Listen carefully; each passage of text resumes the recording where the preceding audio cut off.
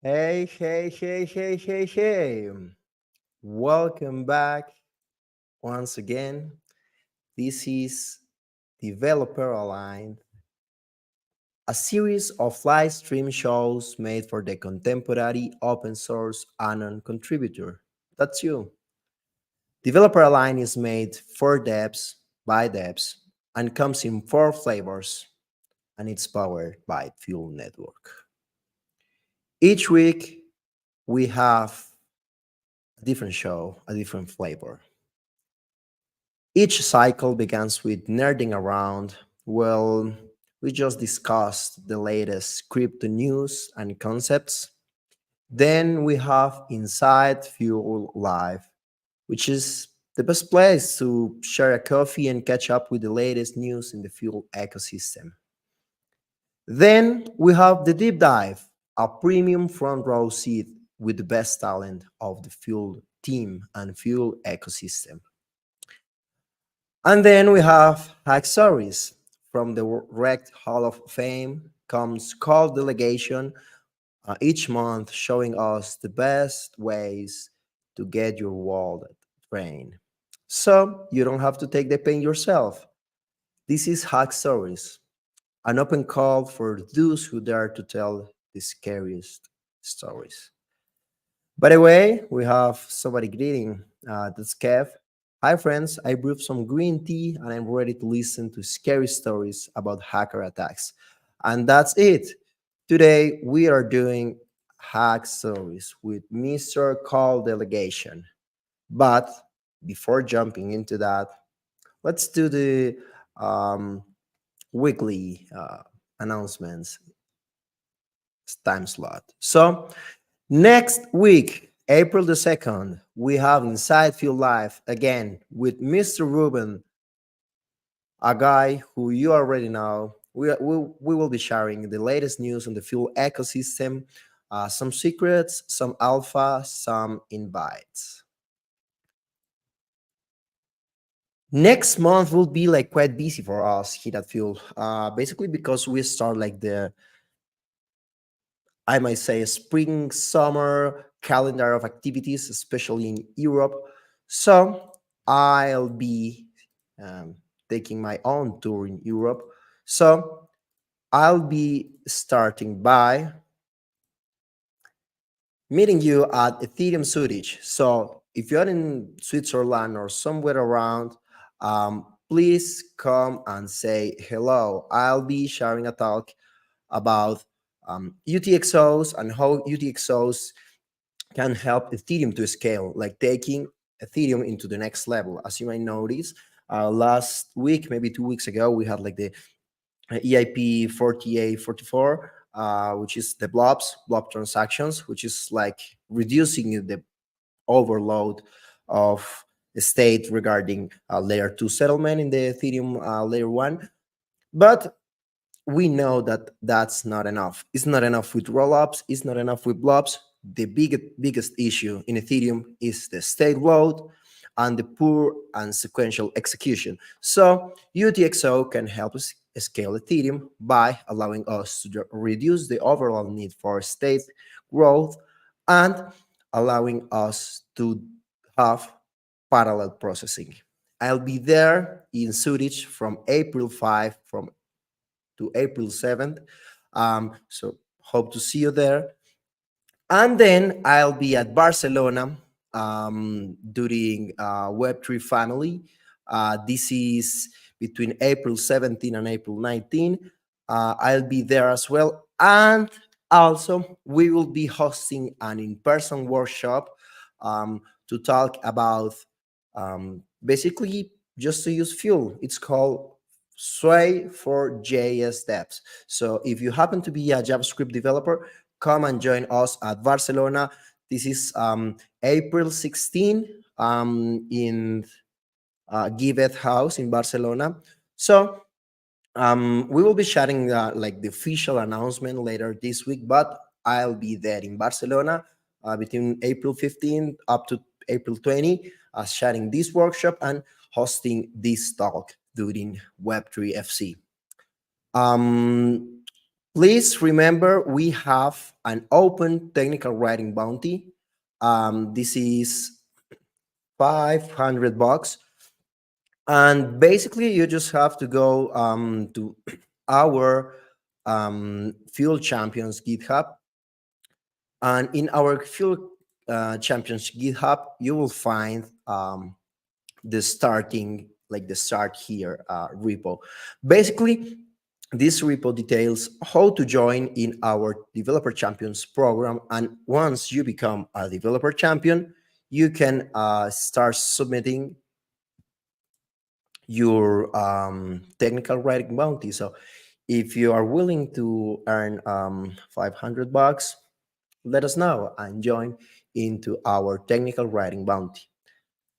We have open positions all the time. Like you can actually join this amazing team. So we have for the DevRel team, developer advocate, solutions engineer, technical writer.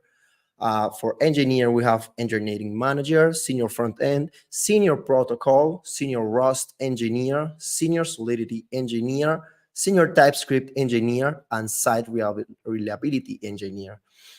For growth, we have community operations lead, ecosystem growth lead, graphic designer, growth generalist, social media marketer, and a VP of marketing. And for product, we have group product manager and a senior product designer. So these are the announcements for today. So if you happen to be in Switzerland or Barcelona, we will meet there. If you want to win $500, join our technical writing bounty. And if you want to join our team, please go to Fuel.network, which is our landing page. Scroll all the way to the bottom, and you will see how to become a contributor and apply to our open listings. As you can see below my face, so many opportunities to join Fuel, rather as a community contributor or as a full-time contributor. This is it on announcements. Now it's the time for the scary stories. This is Hack Stories with Mr. Call Delegation. Basically, we want you to be aware of how easy it is to get hacked, how easy it is to get your contracts and your wallets drained. So basically, we will have each week, each month, different guests who will be joining us to tell their stories and how they lost money because we don't want you to lose money. Um, so I'm getting into this stage, Mr. Call Delegation, right now. There you go. Hey, can you hear me? I can hear you, but I can hear you what I want to. But yeah, I can hear you like you are live right now. Okay, cool, cool. Yeah, it's nice to be here, and to share my story about how hacks have affected basically my career and how it drove me to join Fuel. And I'm really excited to share that with you guys. Yeah, Okay. so Yeah, I think, well, look at this. Ruben just said like being hacked is really the worst thing ever. So just let us know how you felt about this. But before jumping into actually scare stories, um, who are you? Like, who's Call Delegation? yeah, I guess that's pretty appropriate. So, um, my background is I did smart contract engineering for a DEX on Ethereum before. I mainly worked with Solidity, and the past year, I've recently joined Fuel as developer relations, and I've been really loving the journey since. I really love the space and what it has to offer, but there is just so much room for the entire space to grow, to help other developers get onboarded, um, and to not get hacked, basically. Yeah, so How? Yeah, go on. yeah, maybe I can talk a little bit about my past as a smart contracts developer and go into details about how I joined Fuel there. Indeed, So yeah. yeah, so the in 2022, um, yeah, I was working on a protocol that mainly focused on stablecoin exchange. So if you're familiar with Uniswap, um, it basically runs on a sorry, actually, can you share the screen for the whiteboard? Maybe I can people can visualize. Yeah. There you So go. Yeah. yeah, I worked on an AMM, and like Uniswap, we did a um, we had a curve. So Uniswap operates on a um, xy equals k curve function, which looks like this. But if we know that for blockchains, we typically just use the positive integers. We use like uints. So on this curve, you would x represents like token. You can think about it like token A. Y represents token B, and your basically your entire smart contract is swapping between the two tokens. So inside the smart contract, you have something called just to give a rundown for the people for the listeners who don't really know AMMs that well. You have your liquidity providers, which basically deposits these tokens, so token A and token B, into the contract. And what you get back is a token C, which is a representation um, of your stake in the pool, basically. So very simple stuff. And then people who come and trade within the contract, they're trading between token A and B on the curve that we just discussed.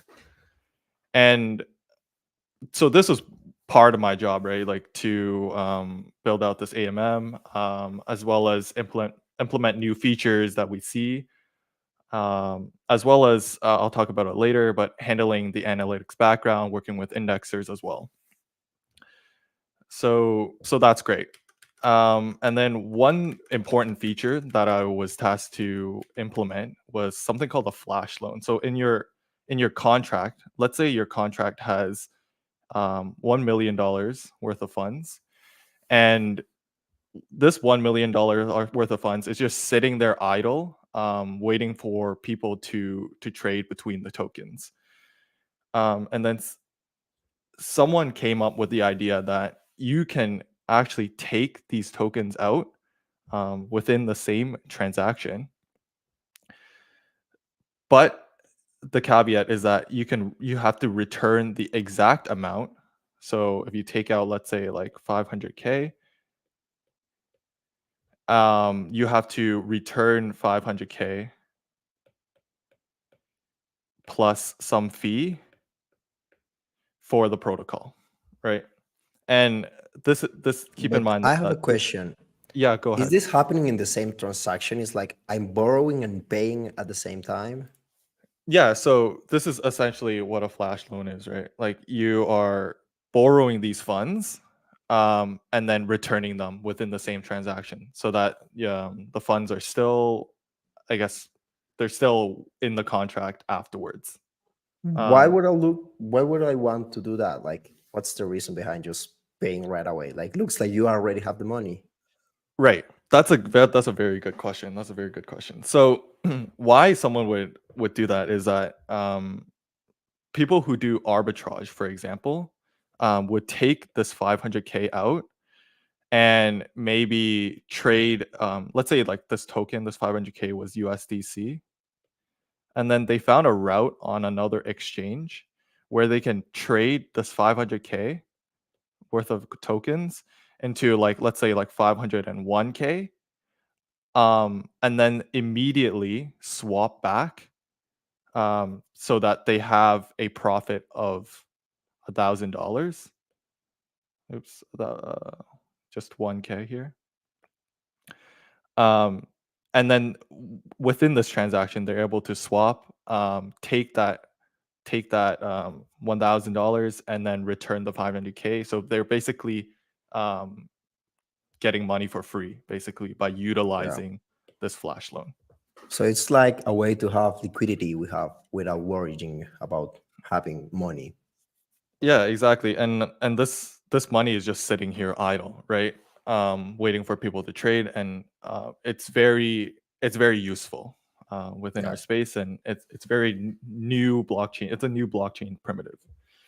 Yeah. So So it's like we are not just printing money out of thin air. We are just funding a contract so people can use that money for a quick operation as this. So somebody placed that money there before and it's waiting for someone to do the borrowing.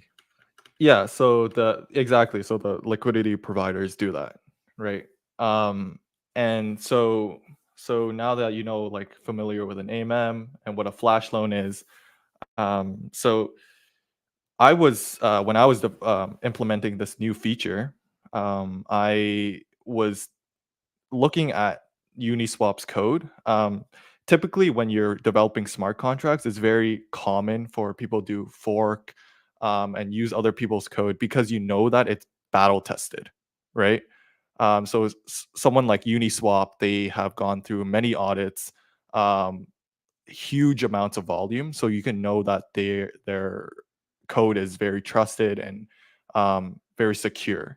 And so adding some taking someone's code and adding it into your own code, if especially if it's open source, and that's the beauty of open source, right? Like there's a lot of knowledge sharing, and it's so yeah. So I was able to implement this feature within my contract, and and yeah, and maybe I can go further into how the flow of what someone who's developing smart contracts can go through. So the first thing you do is you write out your protocol, right? So you write out your protocol, and then typically you would have when you're writing out your protocol, you have your engineers run your protocol through some static analyzer. So on Ethereum, a very popular one is called Slither.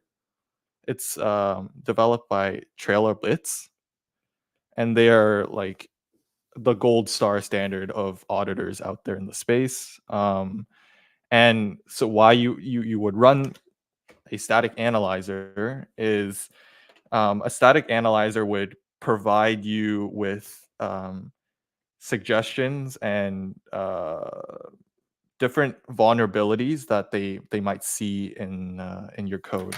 And so like one of the most popular ones is reentrancy, right? So we've seen reentrancy since 2016, since the DAO hack, and it's been a big pain in the space, to say the least. Um, and so typically you would like add this to your CI. So you would add this to your CI, and then once you think that your protocol is somewhat secure, operating as it is, and you would write your tests. You do like fuzzing here, etc. And then you would spend like maybe like 5 figures on a security audit, right? To ensure that everything is going smoothly. So it's very rigorous in a sense that because once you fail, I feel like your reputation is very tarnished. So you would want to keep as much like be as secure as possible, right? Yep. Exactly.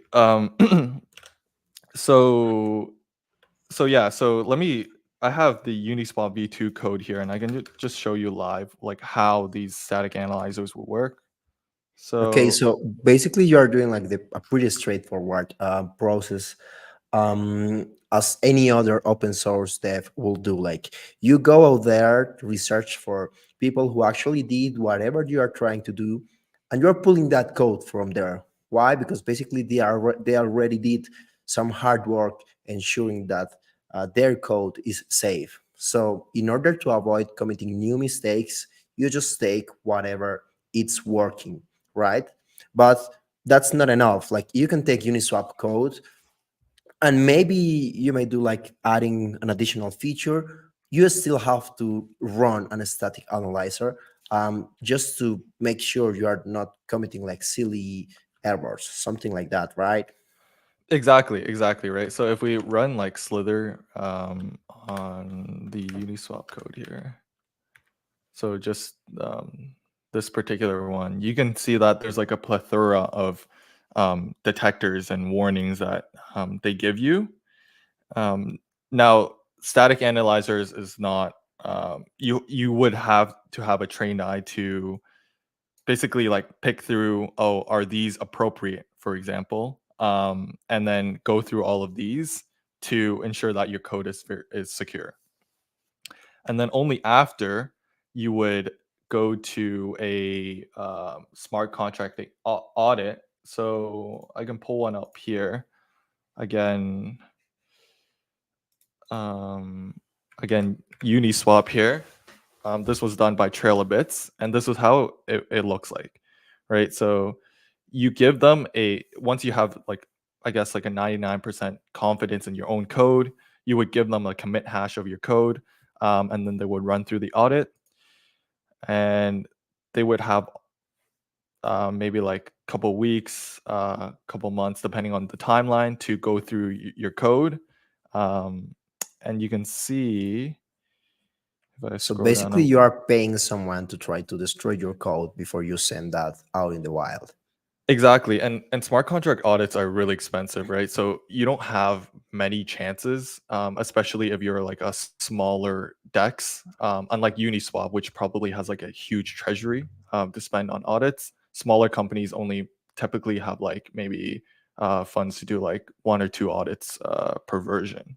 Um, yeah. And so here you can see like some of the errors that they or issues that they found, and then you would send them the fixes, send Trailbits the fixes, and they would determine if basically you resolve them or not. Yeah. So like some of these ones that they had. So this is the code report, and these are typically all public. So um, attackers or other people can take a look at your auditing report. And so when I was So working at the basically, you yeah, paid someone to find weak spots in your code, and they are making that public so others can exploit that. So it's a big issue. Like you are like by the moment you choose on auditing, you are at the same time committing on fixing that, because otherwise, like your protocol is standing on nothing. Like everyone can just break into it, right? yeah, exactly. And so another portion of my job was not only to write smart contracts, was to write the analytics background. So that leveraged a let me see here. So when you go to websites like info.uniswap.org, you can see that here. If it takes some time to load, um, but you would see like the analytics, like the transaction volume, the TVL that goes through, and this is all powered by an indexer. So companies like the Graph, etc. So you would have these analytics running in the background. Users can use it, but it's also very useful for teams, basically, because they can peer into like what is happening within their code. Um, so here is the subgraph for Uniswap, and then if I run like just one of their default queries, I can get back a bunch of information about certain pools and w- the information containing with them. And so, like, why this is important is that when you're using these analytics tools, you can monitor basically like what your pool, how like the transaction volume changes, or how the I guess the liquidity is changing. So on so maybe I can go into like some of the incident, the day of the incident. And so I had Okay, these two. Yeah, go ahead. let a step like make a quick step. But basically, you described the process you use to build like your own AMM, like by working for another company. So you did actually follow the right process of leveraging of on audited code. Like you took something that was actually safe. Um, you went through static analyzers, and as a side job or as a side task of your job, you did some indexer work as well. Like you wrote subgraphs for you this protocol, right? Yeah, exactly. So so this entire process, right? So we wrote the contracts, me and Yeah. a bunch of other engineers. We had a CI tool running for Slither. We had rigorous testing using like fuzzing, and we were using the Foundry framework. And we went through several audits of our code, as well as analytics, to basically ensure that we had the proper things in place to ensure that we don't get hacked, basically to minimize um, the effect. And so, if I can continue to maybe like the incident of that day of during 2022. So I was Chon, working chon, on chon. yeah. So as I mentioned earlier, I was implementing the flash loan feature that was included. That was um, I would say well tested for fuzzing and auditing. And then when I was working on the analytics that day, I saw that there was a significant decrease in the significant increase in flash loans that were happening within the contract, and a significant decrease in the liquidity that was actually within the pools. So one of the first things I did was, let me just clear this entire page here.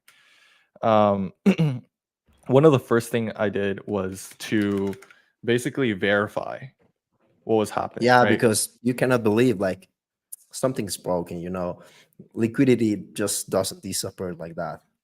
Exactly, like, especially, like, since me and my team have gone through this rigorous process, it's I want to make sure that what I was seeing was correct, right? And it's something very scary that's happening. Um, and so I called up some of my other team members, some of my other engineers to verify that something was happening. We don't know what was happening. We just know that there was something happening with the flash loans increasing. So the flash loans increasing and the liquidity decreasing, right? And um, n- the first step being able to verify, okay, that this is not a bug in the subgraph, and the analytics part, but it was something actually happening. The second step that you should take is not to actually find the bug and to resolve it immediately. The second step should be containment. And what that means is that we have features on the AMM in every function to have our multisig freeze all of the functionalities in the contract. And it's basically just a simple modifier that says like, can users use this function basically, and we all shut it down to false to basically stop all activities within the AMM. And this is protected by a something that only a multisig um, held by our team can use. So can just, it's damage control at this point, just stopping all of the activity on chain. And then once this has happened, we can think about identification of the bug and what was going on, right? Sorry, my handwriting's a little messy, but this is this is identification, right? And immediately, so as this was happening, I rushed to one of my team members' houses so that we can quickly like gather together and think about like actually like what is going on, right?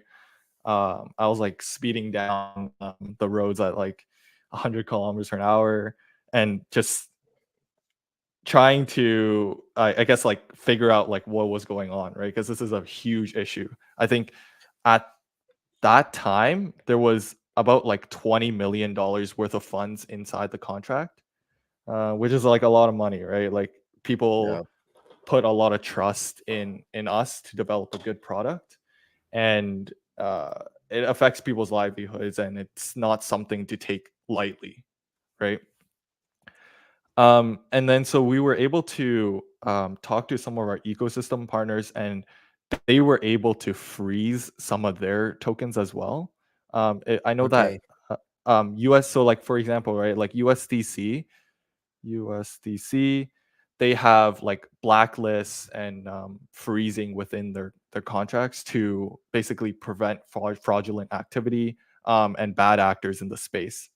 Uh, Yeah. yeah, So far, I have a question. So, yeah, go ahead. one morning you woke up, went to like the dashboard, and saw like, something's off. How long did it take you to like actually freeze everything, like to halt the machines?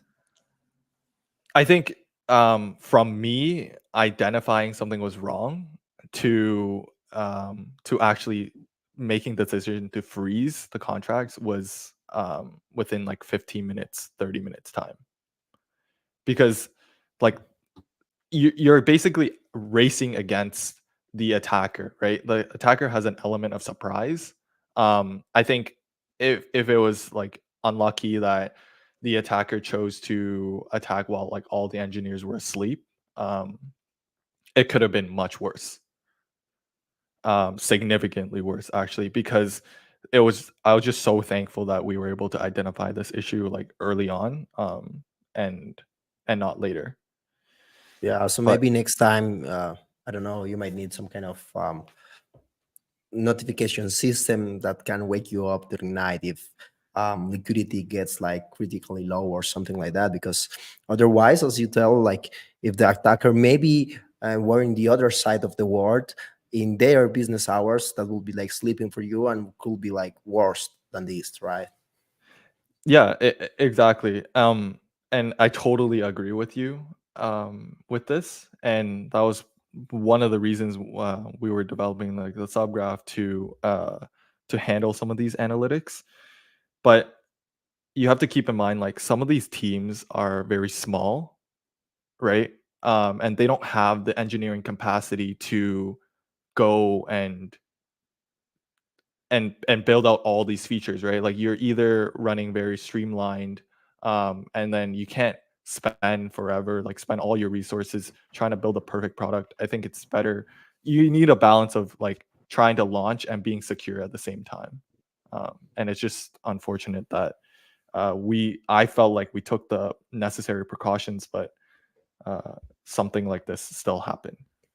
Well, maybe this is an idea for the builders around there, like some kind of DeFi security suite or maybe framework, so like builders can build and you can, I don't know, subscribe or acquire some kind of tooling for like keeping track of this kind of stuff, maybe alerts, maybe analytics. So like because as you tell, like when you are building something from scratch, you don't have enough money to do everything. So you have to like prioritize which features you want to include, and sometimes many teams might choose to keep adding new features or actually just shipping the product rather than spending so much money on security. Yeah, exactly, exactly. And it's all about balance here. And so continuing on, we hopped on a call with the auditors um that helped us, as well as other engineers, and we were able to identify that like yes, it was in fact a problem with the flash loan. So the flash loan, unfortunately, I don't know how this was missed throughout all the processes, but things happen. The modifier for reentrancy, um, was missed. So maybe I can go a little bit into like reentrancy bugs. So if we have our contract here, that takes out the flash loan, right? So how we had before, we had $20 million. Let's say someone takes out like $1 million, and they were enforced to return $1 million plus a fee, right? As we discussed before. So this is our AMM, and then this is like the attacker contract.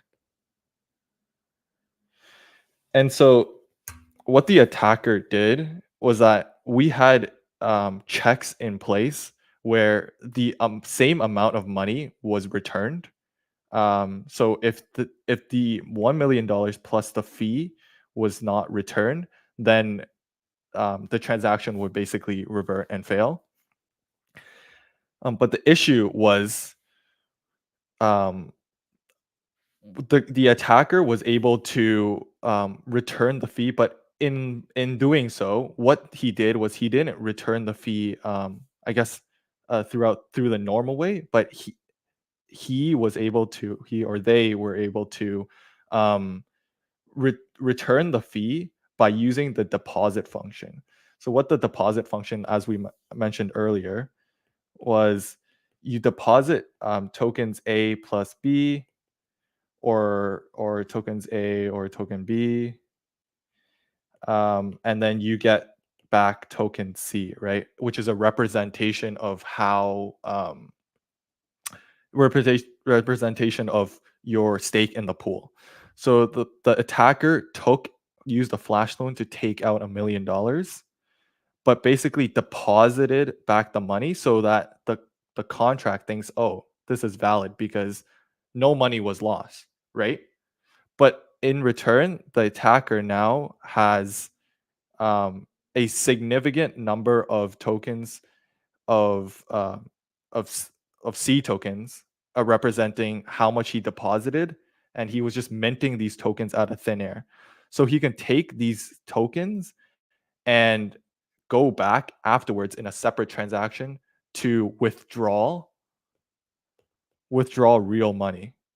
So like this is what he was doing, right? And so like the reentrancy modifier is very important so that this doesn't happen, so that when they trigger one function, they can't trigger another function, basically like re-entering the contract.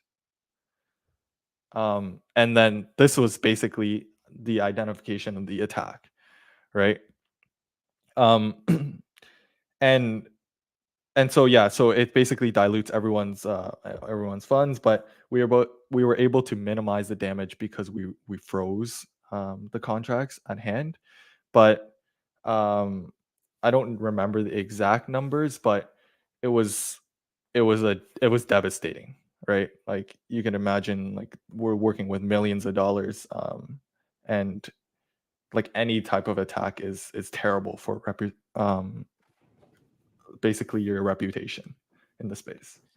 Just losing it's like losing any kind of money is devastating. Like it's not the amount but the fact of being hacked what it matters here. So yeah, like you can do damage control to avoid bleeding, but the damage is done basically. And it's so crazy how clever these kind of attacks might be, because when you are building your contract, you are not thinking in wrong ways of using it. Like I have seen so many memes of like the test made by the developer, the test made by the testing team, and then the user doing something completely unexpected. And I think this might be one of those cases. Yeah, and yeah, exactly. And so the last step here is resolution, right? Like resolution.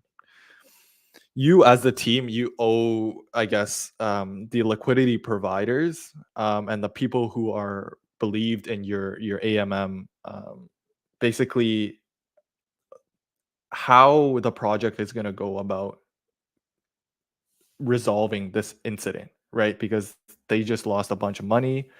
So we thought about basically emptying out our treasury and sending it to the appropriate LPs. And then we calculated something like it basically wouldn't be able to recover everyone's money.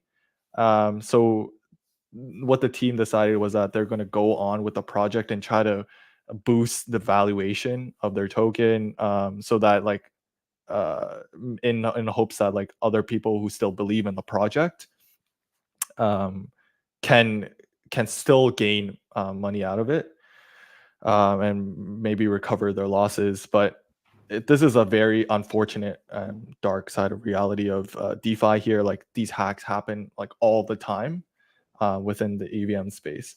And so like I remember like after that night, after the whole incident, we went into like I guess like late into the night, into the AM, and I called one of my I guess like the co-founders of the project after. I was like, hey, like listen, like I understand like that if you want to fire me, like it's fine, like I'll help however I can, but like I totally understand like that like this is no light subject, right?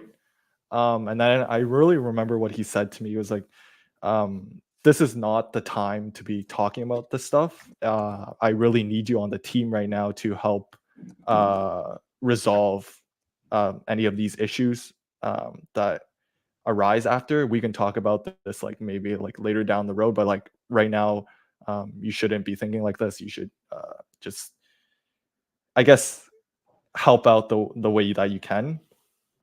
And he was not particularly like like angry with me, given the situation, but uh just the entire process, right? Like I don't think you can blame just although I was really blaming myself for it. You can't really, he was saying that you can't really blame one person for the entire thing.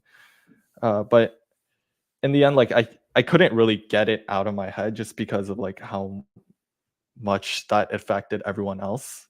Um, so um during like I guess like a couple weeks to a month after, like after everything has settled down a little bit, I was I was thinking to myself, like, there's no reason that these reentrancy hacks have been happening since like 2016, right? That's what, like 8 years ago. And if we look at here, let me pull up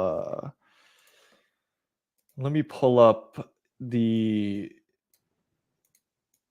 um so sudo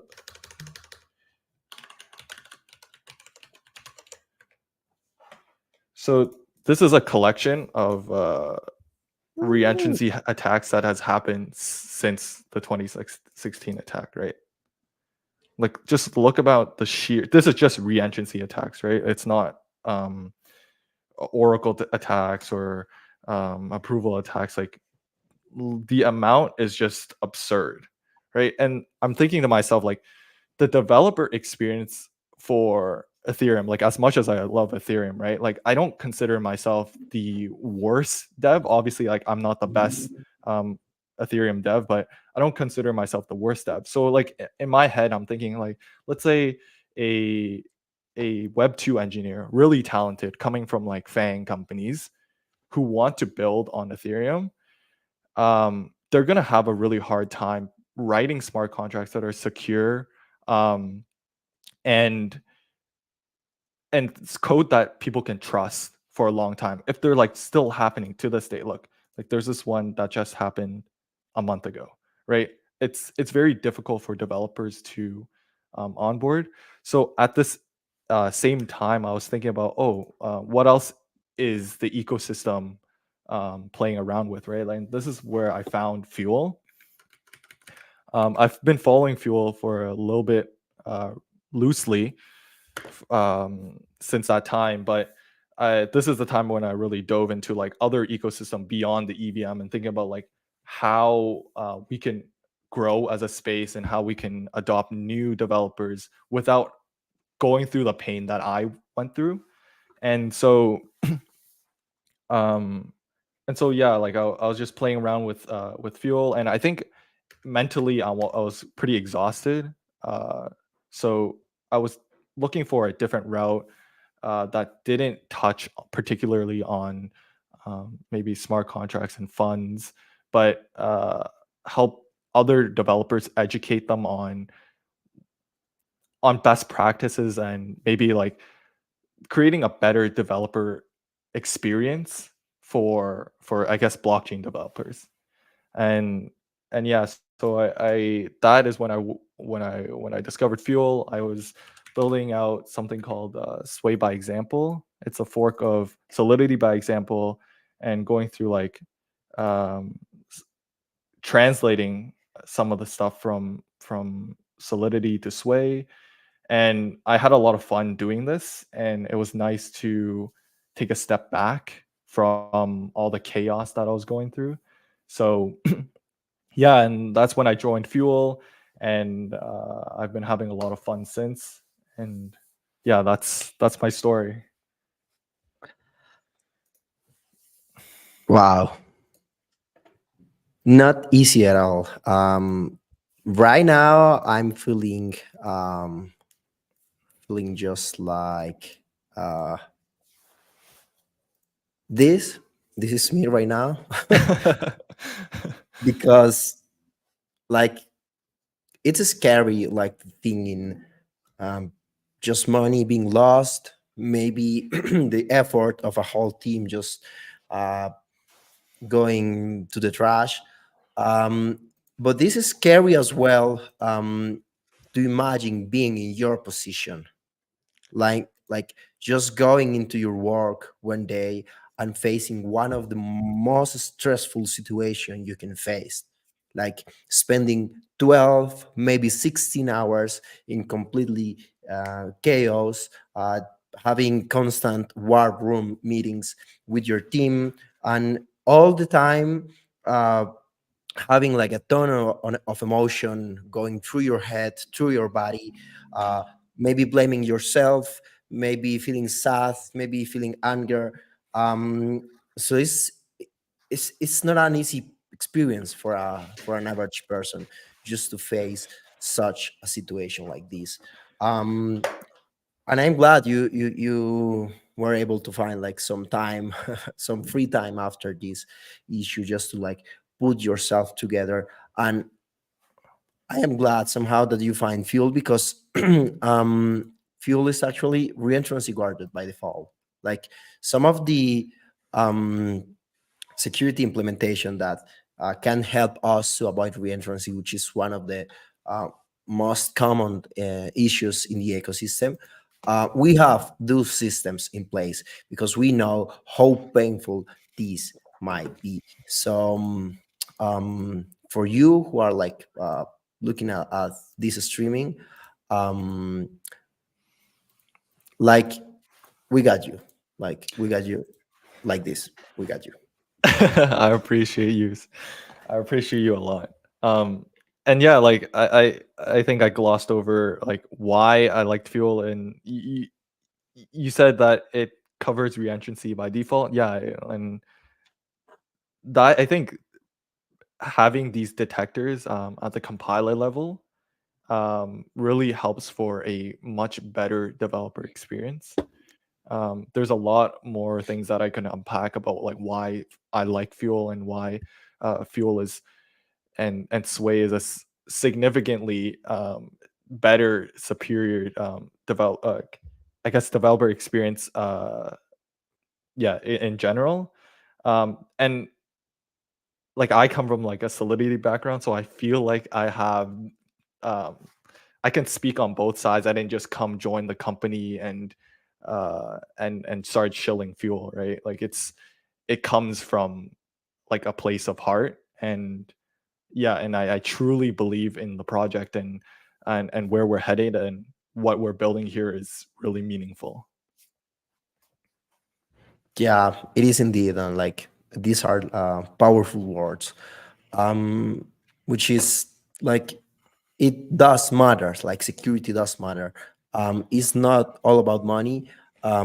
It's all about like your dreams being built on top of secure technology, and there's always something else coming around the corner. Like security is not an estate, but something you approach somehow, and it it's a pleasure for us to be able to build something that will reduce the vectors of attack for any kind of project who is built. So wow, great story, and thank you so much for sharing these, because I know for sure there are more people in the audience just feeling connected with you and understanding that pain. um, some of them maybe lost money due to like standard OPSEC practices, like getting wallets drained because clicking the wrong link and so on. And it's something that can mess your whole week, your whole month. Is something leaving permanent scars in your heart somehow, not because the the money, as I told, but because it just hurts you to be hacked, hurts you to like feel like there's somebody out there who is willing to harm you. um so yeah, I think NPCs supporting each other is like the right feeling line right now. So yeah, thank you so much for sharing this story for us. Yeah, thank you so much for having me on here. Well, I think it's been um an amazing session. This is our first time having like whiteboard. Um, And what's amazing, like it's amazing to have some human mark on the screen, like the actual feeling of a hand doing something. So thank you so much, Mr. Call Delegation, one of my beloved teammates from the Fuel DevRel um, team. It's There's something else to add before leaving? No, no, It I don't. seems like no. Yeah. Well, thank you so much. I'm pulling you out from a stage right now, but we are not done yet because, as you might know, we have our weekly community pill, and today we have a special guest, which is Aswin. Aswin is coming from Meta School. Meta School is right now working very close with us. So, let me pull Aswin on stage and let me pull um thanks to you as well, Humus on Rails. Yeah, what an amazing moment, right? I'm speechless, by the way. Um, Let me share my screen so I can introduce Meta School and this is not this is it. Aswin, welcome to Developer Aligned. Glad to have you here.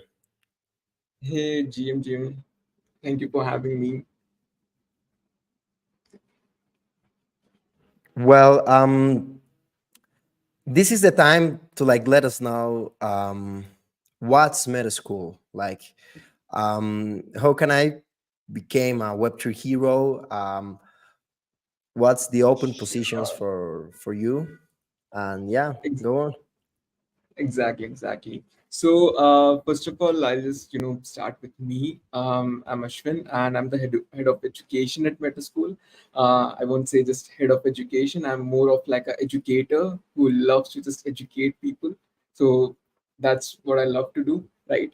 Talking about the Meta School platform, so it's a Web3 edtech platform which helps developers, in the web 2 space or in the web 3 space who want to get onboarded to certain ecosystem like Fuel, for example, right? So to learn about the ecosystem, they had to go through certain docs and all. And I know, like, being a beginner, you just go through these docs are pretty hard to follow, right? So we make these docs more interactive for you using real life tabs. Like, you build tabs to learn about ecosystem. If you want to learn about ERC-721, we don't teach about, like, maybe just create ERC-721. It doesn't make sense, right? So we just tell you, hey, why don't you mint a Elon Musk NFT? So it's a fun way where you learn the key concept. Now, talking about our partnership with Fuel. So first of all, it has been like a great journey. The Fuel team is like really helpful. You just, like, ping them anytime. They're just there to help you. So with Fuel, we produced two amazing courses. We wanted people to learn about Sway. Sway is like a pretty new language, and I think it's a great. I think it's a great time now to thank Call Delegation for real. Like, when I started with Sway, I just followed his repos. It's just all, like, you have a lot of content. I think you all should just go and follow his repo. It was a great learning point for me. I learned Sway, and then the next part for me was, just go and teach developers like you out there how to code on Sway, right? So we produce these two courses, which are like, about building end-to-end apps. It's on Sway, where we talk about, like, from the very beginner, like, what is Sway, why you should build on Fuel. The value proposition is also very important, because it's just amazing, like, coming from EVM, why you should build on a alt VM, why alt VM is necessary. So we talk about these things, and then we move on to building the real shit, to be honest. Like, um, we in all of the platforms, we just learn about, what is this, what is that, but it's available on Google, right? Now what we want to learn is, like, how to build on this. So we start with that. So just you know, we have developed this course so that you could learn about fuel, you could learn about Sway, the architecture. So this is like a whole package, and yeah, I'm just glad that we had this partnership. I got a chance to learn about Sway, fuel, and also the way I onboarded to Sway. It was like a fun story, to be honest. Like I think one day I was just posting about different languages, like how I my journey of developing around Move, Sui Move, different languages, and suddenly I got a text from Ruben on my LinkedIn that why don't you try Sway? And I was like, what is Sway? And I think the journey started from there, and I have to tell you that this is one of the closest language to core Rust. And if any one of you who is really close to Rust should learn Sway. It's pretty easy to learn. It's pretty amazing, very expressive language. So yeah, that's all. Well, thank you so much for your words. It's so interesting to like. Actually, I feel the same problem as you do. Like, it's not for everyone just to jump in any kind of documentation and just learn whatever is there. Actually, makes more sense and it's closer to us as humans to learn through narratives, to like adopt new concepts by following some kind of story. And I feel that it's the case for you. Like I can see here in your website, like build an Airbnb app on Field Network, like something you already know how it works. And I think it's a great approach. By the way, thank you so much for like dropping these great works about like our grantee support, because we put a lot of effort on making our grantees to feel like supported, to like be there for them. And it's like so impressive that today we have like such a deep conversation about how painful reentrancy attacks might be.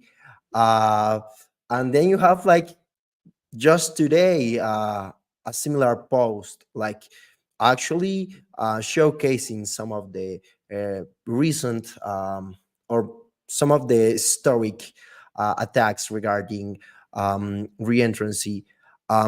So this actually shows how in touch you are with the blockchain ecosystem needs. Like you know what you're talking about, and you know what people is expecting to learn. So it's impressive, by the way. And this is an open invitation for you guys to just go to Metaschool Twitter, which is this one, and drop some love and drop some following and drop some retweets. And please go as well to Metaschool website and start learning right away, because this is not like a just fuel based platform, but a whole project of teaching and learning and making getting becoming a Web3 dev hero way easier. And Aswin, thank you so much for sharing this like amazing project with us. If I'm correct, you are like the leader behind the education efforts of Metaschool. So you are doing a great job. So this is impressive. Like, thank you so much for sharing this with us. Is there anything else you would like to add with us? Yes. So I have a teaser. So I think you all should follow Metaschool on Twitter, because we will be having like a highly technical AMS sort of talk with Fuel. So it will be like a Fuel X Metaschool Twitter space, which we will be hosting soon, and the dates will be out soon. So make sure you follow Metaschool and Fuel, of course, right? So make sure you follow it. The dates will be announced soon. It will be like a highly technical talk. You will learn a lot. So yeah, excited for that. That's true indeed. We are doing an AMA vibes space really soon on Metaschool Twitter. So please go there and follow Metaschool because something's happening. Um, so yeah, thank you so much, Oswin, for being with us together today. Um, and best wishes with Metaschool. Like, thanks so much. Thank you so much for having me. Bye-bye. Well, everything comes to an end always. But I think we had like such a lovely session today. Please remember that we have an open bounty for technical writers. You just have to go to our Field Champions repo, go there, enroll as a champion, and apply to our technical writing bounty, because you might earn $500 plus being featured in our official blog. This is our last reminder. Thank you so much to Aswin. Thank you so much for Call Delegation for joining us. And thank you so much to you guys for being with us once again in this, our weekly show, Developer Align. Today, this was Hack Stories. Thank you so much and see you around next week. Bye bye.